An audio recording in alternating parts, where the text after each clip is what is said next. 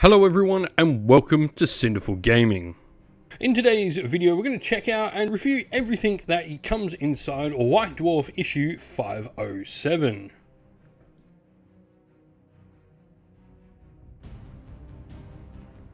So here we have White Dwarf issue 507. I believe this is actually supposed to be the December issue, but we get it here in Australia. I can't actually remember what it is. It's December or January. Either way, 507, that's the one we got here. It's the latest one that's come out here in Australia, where we're from. And so, Jeans to the Colts on the start. You can see we've got some new stuff for Underworlds, we've got a Kill Team Battle Report, and some new stuff for Underworlds, Ember Guard as well. All your generic sort of stuff. We go on to Planet Warhammer, which is cool. We're seeing all the stuff. Obviously you can submit your own stuff to this as well. Yeah, Asker and Brindle and all your sort of stuff. The White Dwarf Bunker, Worlds of Warhammer. We start talking about a bunch of Scryer and how to pronounce a bunch of stuff. White Dwarf Bunker again. Sort of going through a whole bunch of bunker challenges and stuff like that they've done for the actual White Dwarf crew, and then the challenges you can join along at home with, all that sort of stuff, which is really cool. I really dig this. This is a good way to keep hobby, especially if you are maybe a isolated hobbyist. You don't have a lot of other people that play around you. This can sort of be, your motivation, which is really cool. Or you struggle to, if you don't have deadlines, this could be a great way to sort of get that motivation to get stuff done. But perhaps my favourite thing in a White Dwarf all the time are the new missions that come inside White Dwarf Bunker. You've seen these played on the channel an absolute ton. We almost always play the missions here from the White Dwarf Bunker. This one is Volatile Assets. And so the big thing here is that the objectives, so what is it, from the second battle round onwards, the end of each player's command phase, each objective mark control, they can extract material from it. If they do, they have to determine a material value. If the material value is 8 or less, that player scores the material value in VP. If it's 9 or greater, the total number of remaining wounds for all models in that unit extracted material is greater, then the player can choose from that unit to suffer a number of mortal wounds equal to the material value, and if they do so, score that number of VP equal to half the material value rounding up. Okay. So yeah, you can get some cool ways to get points. It's all about, picking up these deadly objectives. But normally they come with a main mission, a secondary mission, and some interesting deployment zones. I've had some really interesting deployment zones in them as well. For me though, the big one here is the Age of Sigmar one, with probably the greatest battle plan of all time coming back, Relocation Orb from 2018. I do dig that they've actually put the date on them now. I don't think the others have previously had that. They've modified Relocation Orb a little bit. The underdog gets to move it sort of one way if there is an underdog, otherwise you randomly determine where it goes. The Relocation Orb itself is worth 6 points, 4 points for a battle tactic as well.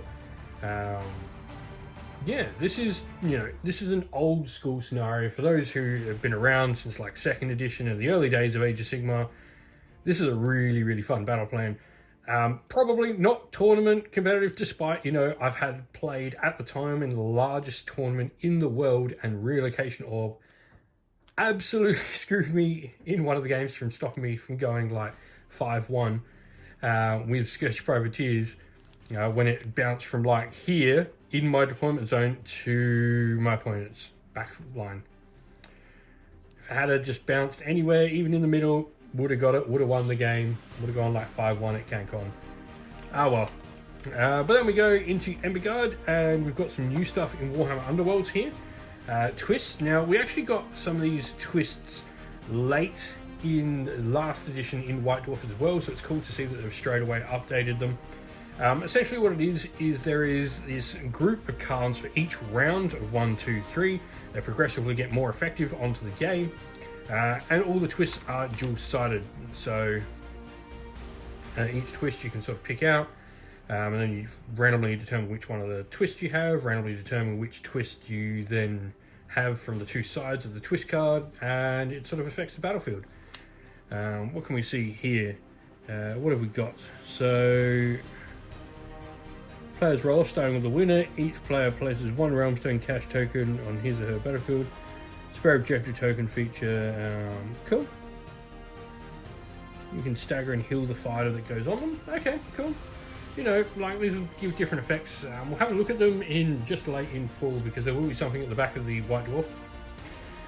Basic training from Stephen. Sort of going over some basic deployment aspects. These are all really cool if you're just getting in. Basic sort of painting techniques, dark and light skins in here, which I really like. And so we can just see a whole bunch of painting. We've got the satellite uplink featuring some awesome Gods of War models that people have done for the White Dwarf Bunker Challenge. Named characters you can see like Jane Zar, the Lion, Gotrak, Abaddon, a Giant, Gatebreaker, Mega Gargan, and the Red Gobbler as well. Angron and Mortarion. I think the Angron, I love the blue. White Dwarf team play Bunker Bingo. Quarry Rats, so cool sort of look at an army here. You know, this is always like a cool way to do. And then we've got Warzone Challenge, Insidious Threats. So this starts going into our Gene Stealer cults now, sort of going over a bunch of cool lore in them. So if you do like your lore, there's a great way to pick this up and get a bunch of it. But the big thing here is we've got Crusade rules for the Gene Stealer cults now. Obviously updated and everything. We've been getting a bunch of these in White Dwarf lately for armies. Yeah, this is just nice. We've got a whole bunch of like expanded section in here of it all. Crusade badges. We have a kill team battle report between the Vespid and the thing. I won't go over that too much in case you do want to do that on your own. We've got paint splatter for doing some cool Vespid colors. This is cool though, Lethus Assault. So the last edition of White Dwarf you'll actually see on our channel, we did a review of the Petrifex Elite, which is one of the many sort of armies of renown we've gotten, and this is essentially a Cities of Sigmar versus Petrifex Elite, or at worst, Ossiarch Bone Reapers campaign, talking about the Siege of Lethus, and we go through a 3-part thing. It's just sort of linked battles one after the other. Rules of engagement, this is talking about basic sort of terminology, boxcar, snake eyes, screen, elite, tar pit, chaff, all that sort of stuff. Really useful sort of stuff to talk about. We get a look at the new Ember Guard and sort of like what all these things do, you know, flex, mastery, strike, take and hold, all different types of decks we now have. And then what's really cool in White Dwarf now as well is we're actually getting, first of all, we've actually got some old world armies here to show. Let's skip over the good old world. But we're getting like Black Library stories. This is part 2 of 5 called Tatters of Hope. Once they're all out, I'll probably do a review of the whole thing. And then these are the cool parts. That's coming out. We've got White Dwarf Bingo to go through as well. Some new tokens for your Gene Stealer cults. And importantly, you also get all the twist cards and everything there for Underworlds. And then cool, a nice pull out, all nice and sort of easy to follow, of the 2 new White Dwarf bunker missions. Which is all really cool. Like, this stuff at the back here is why I love it. It's just so much in White Dwarf lately. I think it's a fantastic buy. I'm never disappointed with White Dwarf. Even if I'm just paying $10, you get 2 new missions, and normally there is, you know, like there's Underworlds in this one, and there's an Age of Sigmar campaign. There's normally something alongside all that. There's normally, you know, in some ones we've got Kill Team, we've got boarding patrol, boarding assault campaigns, or like extra missions. We've got extra combat patrols. We've got multiplayer games for 40k last month. There's been a bunch of stuff in White Dwarf. I think this is my best hobby purchase. Every single month I pick up White Dwarf. It gives me so much joy, so much new stuff to do. I make use of this every month. So what do you think of the White Dwarf though? What would you like to see? Do you want to see us play with some of the Warhammer Underworld twist cards? Do you want to see us play the 2 new scenarios in there? Let us know your thoughts down in the comments below. And so thank you all for watching. If you enjoyed the video, please don't forget to like, subscribe and drop a comment down below letting us know your thoughts on what it was we were talking about. If you'd like to, you can go join our Discord server, which is linked in the video's description, as are all the places you can help support the channel as well. Once again, thank you for joining. Stay safe, stay well, and most of all, keep fighting that war against the grey.